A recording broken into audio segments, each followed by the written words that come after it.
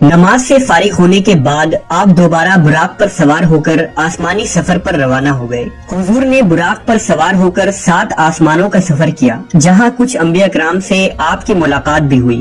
پھر حضرت جبرائیل امین نے آپ کو جنت و جہنم کے کچھ منظر دکھائے، اور پھر آپ اس سفر میں کائنات کے آخری حد سے بھی باہر سدرۃ المنتہا تک پہنچے، جہاں آپ اللہ سے ہم کلام ہوئے۔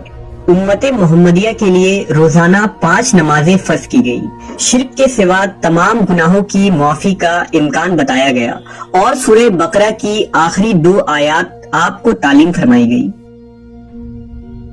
اس سفر کے واپسی پر حضور اپنے مکان پر کچھ اس حالت میں پہنچے کہ روایات کے مطابق ابھی آپ کے گھر کی کنڈی ہل رہی تھی، اور آپ کے وضو کا پانی ابھی تک آپ کے جسم مبارک سے ٹپک رہا تھا۔ معراج کے اس واقعے کو اللہ نے انتہائی تفصیل کے ساتھ قرآن مجید کی سورہ اسراء میں یوں بیان کیا ہے: پاک ہے وہ رات جس نے راتوں رات اپنے بندے کو مسجد حرام سے مسجد اقصی تک سیر کروائی، جس کے ارد گرد ہم نے برکت رکھی ہے تاکہ ہم اسے اپنی کچھ نشانیاں دکھائیں۔ بے شک وہ سننے والا دیکھنے والا ہے۔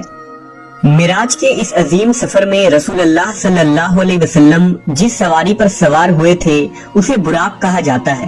اب سوال یہ پیدا ہوتا ہے کہ براق کیا تھا؟ کیا یہ کوئی ایسی مخلوق تھی جو اس دنیا میں پائی جاتی ہے؟ علماء و مفسرین کے مطابق براق دراصل لفظ برق سے نکلا ہے۔ برق چمک کو کہتے ہیں، لہذا رسول اللہ صلی اللہ علیہ وسلم کی سواری کے لیے جو چیز پیش کی گئی تھی وہ انتہائی سفید و چمکدار اور روشن تھی کہ اس کا نام براق پڑ گیا۔ یہ بھی کہا گیا ہے کہ براق کو اس لیے براق کہا جاتا ہے کہ وہ برق یعنی بجلی کی چمک کے مانند اس کی رفتار ہے۔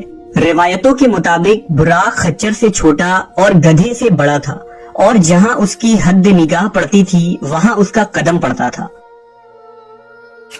علماء کے ذہن میں یہ سوال بھی پیدا ہوا کہ اللہ نے حضور کی سواری کے لیے براق کا ہی انتخاب کیوں کیا، جبکہ وہ اس بات پر قادر ہے کہ بغیر کسی سواری کے آپ کو سفر کے تمام مراحل طے کروا دیتا۔ لہذا فتح الباری کے مصنف حافظ ابن حجر نے اس ضمن میں لکھا ہے کہ اسراء و معراج کے سفر میں سواری کے چناؤ میں بڑی حکمت ہے۔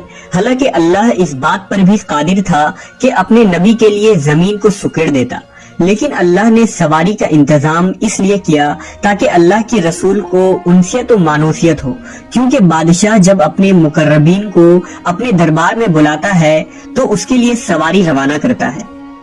کچھ علماء براق کو ایک جنتی جانور قرار دیتے ہیں جو خصوصاً معراج کی رات کو ہی حضور صلی اللہ علیہ وسلم کی سواری کے لیے اس زمین پر آیا تھا۔ لہذا امام ترمذی نے ایک روایت نقل کی ہے کہ جب جبرائیل علیہ السلام نے براق کی لگام تھامی اور رسول اکرم صلی اللہ علیہ وسلم کو اس پر سوار ہونے کی دعوت دی تو براق حضور کو دیکھ کر کانپ اٹھا اور بے لگام ہو گیا۔ لہذا جبرائیل امین نے اس سے کہا کہ ٹھہر جا، اللہ کی قسم رسول اللہ سے بہتر کوئی شخص اس سے پہلے تجھ پر سوار نہیں ہوا۔ لہذا جب تاجدار کائنات محمد صلی اللہ علیہ وسلم براق پر سوار ہوئے تو وہ فخر و مسرت سے ناچنے لگا کہ آج اسے اس عظیم شخصیت کی سواری ہونے کا لازوال اعزاز حاصل ہو رہا ہے۔